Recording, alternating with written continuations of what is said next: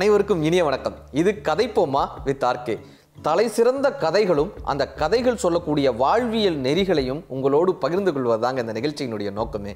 அந்த வகையில் சூஃபிசமில் சொல்லப்பட்ட ஒரு அருமையான வாழ்க்கை தத்துவத்தை தான் இன்றைக்கி நம்ம பகிர்ந்துக்க போகிறோம்.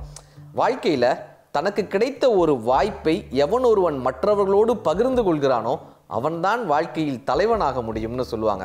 ஆல்ஃபிரட் ஜான் அப்படின்றவர் நோபல் பரிசு வாங்கினவர். ஆனால் அவரோடு படித்த 7 பேரையும் அவர் நோபல் பரிசு வாங்க வைத்ததாலேயே அவர் தலை சிறந்த ஆசிரியர்னு இந்த உலகமே கொண்டாடுச்சு. அப்படி சூஃபிசமில் ஒரு கதை சொல்லுவாங்க. அவரும் அந்த வயசான மனிதரும் தன்னுடைய மனைவியோடு ஒரு குடிசையில் படுத்து தூங்கிட்டு இருக்கார். அது ஒரு இரவு நேரம். சுற்றி பயங்கரமாக மழை பெய்யுது. இடி மின்னல்களோட பயங்கரமான ஒரு மழை பெய்யுது. அந்த மனைவியும் அந்த வயதானவரும் 2 பேரும் அந்த குடிசை வீட்டில், சின்னதாக இருக்கக்கூடிய அந்த குடிசை வீட்டில் ஒடுங்கி படுத்து கொண்டிருக்கிறாங்க.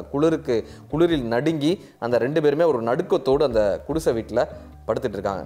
திடீர்னு பார்த்தா ஒரு கதவை தட்டக்கூடிய சத்தம் கேட்குது. இப்போ அவங்க மனைவியை பார்க்குறாரு. 2 பேருமா போய் அந்த கதவை திறக்கிறாங்க.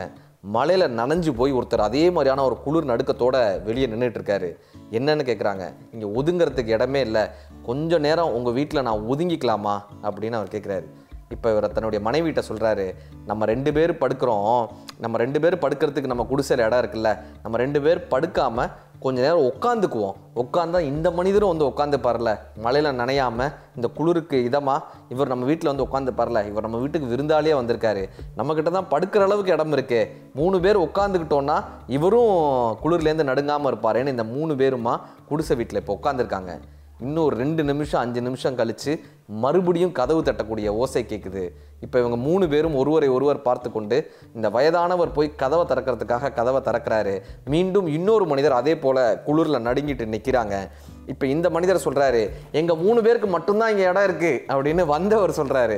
அப்போ இந்த பெரியவர் சொல்கிறாங்க, நம்ம 3 பேரும் உட்காந்துருக்கோம், நம்ம 3 பேரும் எந்திரிச்சு நின்றுட்டோன்னா இந்த மனிதரும் கொஞ்சம் இளைப்பாருவார்ல, பயங்கரமாக வெளியே மழை பெய்யுது, இடி இடிக்குது, இந்த மனிதரும் குளிரில் பாதிக்கப்பட்டிருக்காரு, நம்ம உட்காந்து தானே இருக்கோம், எல்லாரும் எந்திரிச்சு நின்றுட்டோன்னா இந்த மனிதருக்கு ஒரு இடம் கொடுக்கலாமேன்னு வந்து அந்த மனிதரையும் கூப்பிட்டு அந்த சின்னூண்டு குடிசைக்குள்ளற 4 பேரும் எந்திரிச்சு நின்றுட்டு இருக்காங்க. இப்போது எழுந்து நின்று 4 பேரும் அந்த மழைக்காக எந்திரிச்சு நின்றுட்டு இருக்காங்க.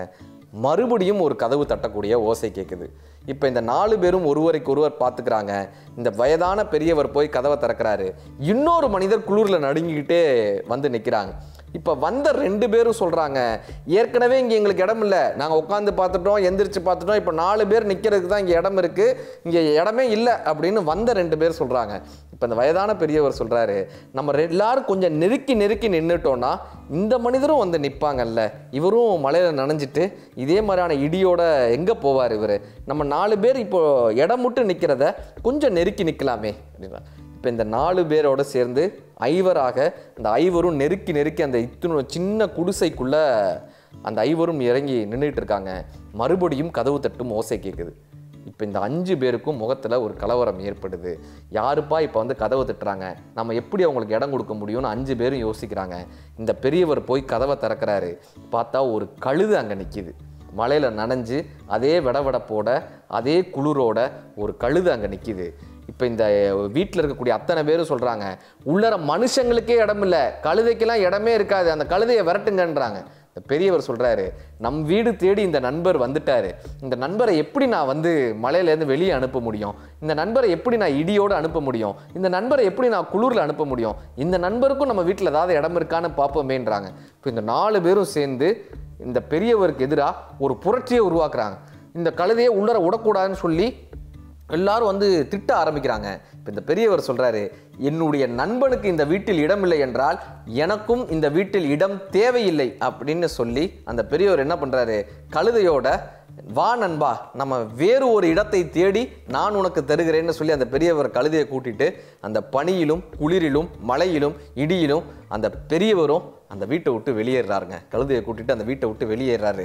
அந்த சாலையினுடைய முக்குக்கு போகும்போது மிகப்பெரிய இடி விழுந்து அந்த குடிசை தீப்பற்றி எரிந்ததுன்னு சூஃபியில் அந்த கதை முடியுங்க. நமக்கு கிடைத்த வாய்ப்பை நாம் மற்றவர்களோடு பகிர்ந்து கொள்ளும் பொழுது தான் நாம் மனிதனாக மாறப்படுகிறோம். நீங்கள் அன்றாட வாழ்க்கையில் சாதாரணமாக பார்க்கலாம், ஒரு பையன் பஸ்ஸை பிடிக்கணும்னு ஓடி வர்றான், கண்டக்டர் பார்க்குறாரு, ஐயோ இந்த பையனுக்கு ஏதோ நேரம் ஆயிடுச்சு போல, இவ்வளோ இதாக ஓடி வரானே அப்படின்னு சொல்லி ஓடுற பஸ்ஸில் அந்த பையன் வந்து தொத்துறதுக்காக கையை நீட்டுறான். கண்டக்டர் பரிதாபப்பட்டு என்ன பண்ணுறாருன்னா விசில் ஊதுறாரு. அந்த பையன் வேமா வந்து கைப்பிடியை பிடிச்சி பஸ்ஸில் ஏறிடுறான். ஏறி கண்டக்டர்கிட்ட சொல்கிறான், சார் நீங்கள் மட்டும் விசில் அடிக்கலைன்னா நான் இன்னைக்கு பரீட்சைக்கு போயிருக்க முடியாது சார். நீங்கள் மட்டும் இந்த பஸ்ஸை நிப்பாட்டலைன்னா நான் பரீட்சை எழுதியிருக்க முடியாது சார். சரியான இடத்துல பஸ்ஸை கடவுள் மாதிரி நிப்பாட்டினீங்க சார் அப்படின்னு சொல்லி அவருக்கு தேங்க்யூ சொல்லிக்கிட்டே வந்துகிட்டே இருக்கான். அடுத்த ஸ்டாப் வரும்போது கண்டக்டர் விசில் ஊத போகிறாரு. எந்த பையன் ஏறினானோ அவன் சொல்கிறான், சார் விசில்லாம் ஊதாதீங்க சார், பஸ்ஸை விட சொல்லுங்கள் சார், அவனுக்கு நேரம் ஆயிடுச்சு, நீங்கள் ஒவ்வொரு ஸ்டாப்பும் நிப்பாட்டிட்டு இருப்பீங்களா அப்படின்னு. யார் எப்படி ஓடி வந்து அந்த பஸ்ஸை படித்தானோ அந்த மாணவன் சொல்கிறான், தன்னுடைய வாய்ப்பு போல் இன்னொருவனுக்கும் ஒரு பரீட்சை இருக்குமேன்ற எண்ணத்தை இந்த மனிதர்கள் மறந்து விட்டார்களேன்னு ஒரு கட்டுரையில் பகிர்ந்திருப்பாருங்க. கண்ணதாசன் ஐயா சொல்லுவார், மனம் இருந்தால் பறவை கூட்டில் மான்கள் வாழலாம், வழி இருந்தால் கடுகுக்குள்ளே மலையை காணலாம், துணிந்து விட்டால் தலையில் எந்த சுமையும் தாங்கலாம், குணம் குணம் அது கோவிலாகலாம்னு சொல்லுவாருங்க. அன்னை தெரசாவை சொல்லும்போது சொன்னாங்கல்ல, நீ கருவுற்று இருந்தால் ஒரு குழந்தைக்கு தாயாயிருப்பாய், கருணை உற்றிருந்ததால் எத்தனையோ குழந்தைக்கு தாயானாயினாங்க. நமக்கு கிடைக்கும் வாய்ப்பை பயன்படுத்தி கொள்பவன் வெற்றியாளன் ஆகிறான், வாய்ப்பை பகிர்ந்து கொண்டவனே மனிதனாகிறான்னு இந்த கதை நமக்கு கற்றுக் கொடுக்கும். மீண்டும் இதே போல ஒரு அருமையான சுவாரஸ்யமான கதையோடு உங்களை சந்திக்கும் வரை உங்களிடமிருந்து விடைபெறுவது ஆர்கே. நன்றி, வணக்கம்.